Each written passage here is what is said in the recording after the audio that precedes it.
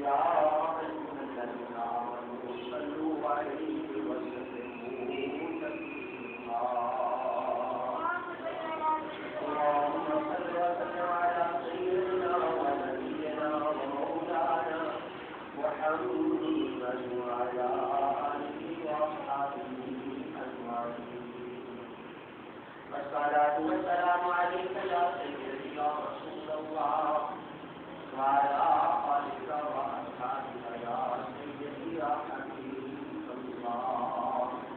الصلاة والسلام عليك يا رحمة للعالمين وعلى آلك وأصحابك يا شفيع المذنبين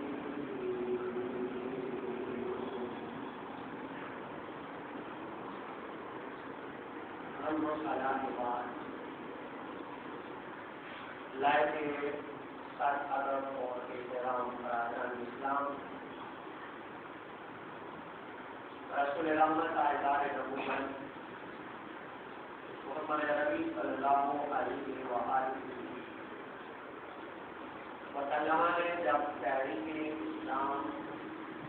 اور دعوت کی تحریک کا آغاز فرمایا تو تحریک کی کامیابی کے لیے کامیابی کے لیے اللہ رب العزت نے رسول رحمت صلی اللہ علیہ وسلم کو جو مسائل مہیا فرمائے وہ کیا تھے اور کون کون سی چیزیں اس تحریک کی راہ میں مبین اور معامل ثابت کی یہ ایسا عنوان ہے کہ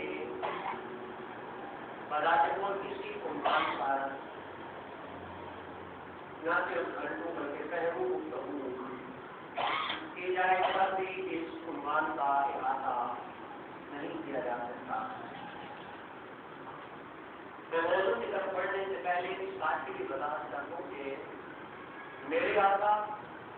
حیثیت نبی اور رسول آپ وسائل کے محتاج نہ تھے دین اسلام حضرت العزت نے حضور کے ذریعے دنیا میں متعارف کروایا اسی لیے تھا تاکہ یہ دین سارے ادیان پر غالب آ جائے اس بات پر نصوص قدریہ اور قرآن حکیم کی آیتیں دلالت کرتی ہیں هو الذي ارسل رسوله بالهدى ودين الحق ليظهره على الدين کہ اللہ وہ ہے جس نے بھیجا اپنے رسول کو ہدایت کے ساتھ اور سچے دین کے ساتھ کیوں تاکہ دین مصطفیٰ کو سارے دینوں پر وہ غلبہ عطا فرمائے تو وہ یہ بشارت تھی جو خوشخبری تھی کہ دین اسلام سب دینوں پر غالب آنے والا دین ہے لیکن اگر خالق کائنات بغیر مسائل کی رسول اللہ صلی اللہ علیہ وسلم کو کامیابیاں عطا فرماتا اور دین اسلام غالب ہو جاتا تو کہنے والے یہ کہہ سکتے تھے کہ دین اسلام زبردستی جبر و اقرار کے ساتھ اور جھنڈے کے زور پر اس کو کائنات سے تسلیم کروایا گیا اس اعتراض سے دفاع کے لیے خالق کائنات نے رسول کریم علیہ السلام کو بھی باوجود ہے کہ آپ کو بات نہ تھی لیکن آقا کو کچھ وسائل فراہم کروائے کہ جو وسائل حضور کی تحریک کے بڑھنے پھولنے میں اور اس کی اشاعت میں مبین اور معاون ثابت ہوئے اب وہ وسائل کیا تھے اس کی ایک طویل فہرست ہے لیکن میں صرف ایک بات اب کروں گا کہ اللہ نے رسول کریم علیہ السلام کو کچھ ساتھی ایسے نصیب فرمائے کچھ غلام ایسے نصیب فرمائے کچھ نوکر ایسے نصیب فرمائے اس تحریک میں کچھ رفقائے کار ایسے نصیب فرمائے کہ جن کی شمالہ روز میں لگوں سے جن کی مسلسل جدوجہد سے اور سب و ساتھ سے اللہ رب العزت نے دین اسلام کو غلبہ عطا فرما دیا اور وہ دین جو سارے ارکان سے شروع ہوا تھا ایک وقت آیا کہ اس دین محمد کا جھنڈا مشرق میں بھی بلند کر چکا تھا اور اللہ نے یہ رسول میں نے جب یہ بات کی کہ اللہ نے حضور کو کچھ بات آگے بڑھاؤں گا. قدرتی آقا بارے رات سے نیچے اترتے ہیں تو گھر میں وفادار بھی حضرت سیدہ خدیجہ کی صورت میں وہ میرے آقا کو تسلی دیتی ہے کہ اللہ اللہ لا یخزیک اللہ ابدا، کہ ابھی آپ پریشان نہ ہو، اللہ کی قسم اللہ آپ کو کبھی تنہا نہیں چھوڑے گا. پھر حضرت طرف کو ایک دفعہ میں جاتے ہیں تو مولا علی آپ کھڑے ہوتے اور دعوت رسول پہ لبیک کہتے ہوئے آپ عرض گزار ہوتے کہ یا رسول اللہ، اگر کانوں میں سکت نہیں تو کیا ہوا، اگر آنکھوں کی بیماری ہے تو کیا ہوا، اگر جسم میں جان نہیں تو کیا ہوا، میرے جذبے کو جوان دے، میری ہمت کو جوان ہے. یا اللہ کوئی اور آپ کے ساتھ چلے نہ چلے، آپ کا نوکر علی آپ کے ساتھ چلے گا. اس کا نصیحت دیکھیے اور قدرت سے حضرت سیدنا شریف کے افسر اور علی اللہ تعالیٰ عنہ بڑے گزشتہ جمعہ میں بھی عرض کی تھی کہ آپ نے کوئی دلیل مانگی، کسی گھوشنے کا تقاضا کیا ہی نہیں،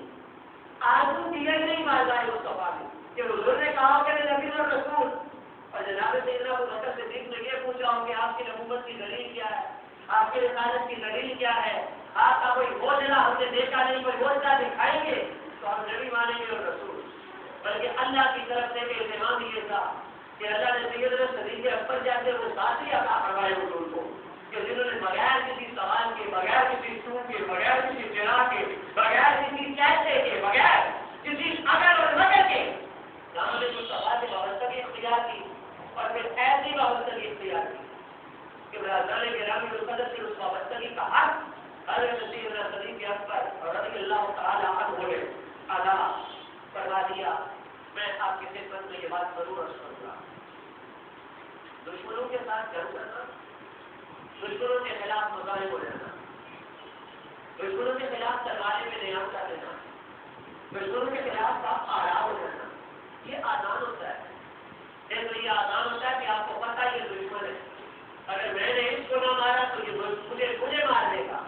تو یہ اپنی جان کی حفاظت کے لیے ڈیفینس کے لیے دشمن کے خلاف مظاہر ہونا آسان ہوتا ہے. لیکن یاد رکھو جب مد مقابل اپنا ہی باپ آ جائے، جب مد مقابل اپنا ہی بھائی آ جائے، جب مد مقابل اپنا ہی بیٹا آ جائے تو اس وقت تلوار بے نیام کرنا یہ بڑا مشکل کام ہوا کرتا ہے. اس لیے کہ باپ پر ہاتھ اٹھانا، بیٹے پر تلوار اٹھانا یہ ناممکن حد تک مشکل کام ہے. بابا باپ کی محبت، بیٹے کا پیار، بھائیوں کی محبت. لیکن میں نے جو کہا کہ اللہ نے حضور کو ساتھی نصیب کیے تھے کہ اگر ان کی تحریک کی راہ میں باپ آیا اور میرے باپ کی بھی پرواہ نہیں کی، بیٹا آیا اور میرے بیٹے کی بھی پرواہ نہیں کی، بھائی آیا اور میرے بھائی کی بھی پرواہ نہیں کی، اور ہر ایک سے اپنی نظریں ہٹا کے نظریں چہرہ مصطفیٰ پہ چلا کے بتایا کہ جو کلمہ محمد عربی کا پڑھ لے وہ پوری کائنات کو قربان کر سکتا ہے، لیکن ناظر مصطفیٰ سے دوری کو برداشت نہیں کر سکتا ہے. جناب سیدنا شریف اکبر رضی اللہ تعالیٰ آپ کی انہیں دوسری سے بات لوگوں میں سے یہ دیکھیں آپ کے والد ہیں حضرت عثمان ابو قحافہ، نام عثمان کا ابو قحافہ کنیت ہے، ابھی مسلمان نہیں ہوئے، اسلام کو قبول کیا نا فتح مکہ کے موقع پر، ابھی مسلمان نہیں. تو ایک موقع پر معاذ اللہ بارگاہ مصطفیٰ میں گستاخی کی، گالی دی میرے آقا کو جناب سیدنا صدیق اکبر کے سامنے، اب باپ بیٹے کے سامنے مسلمانوں کے نبی کو گالی دے رہا ہے. اب یہاں پہ ایک نفسیاتی کیفیت کا اندازہ لگاؤ جو میں نے تبھی جملے رکھتی ہے کہ سامنے دشمن ہو تو مقابلہ آسان ہوتا ہے،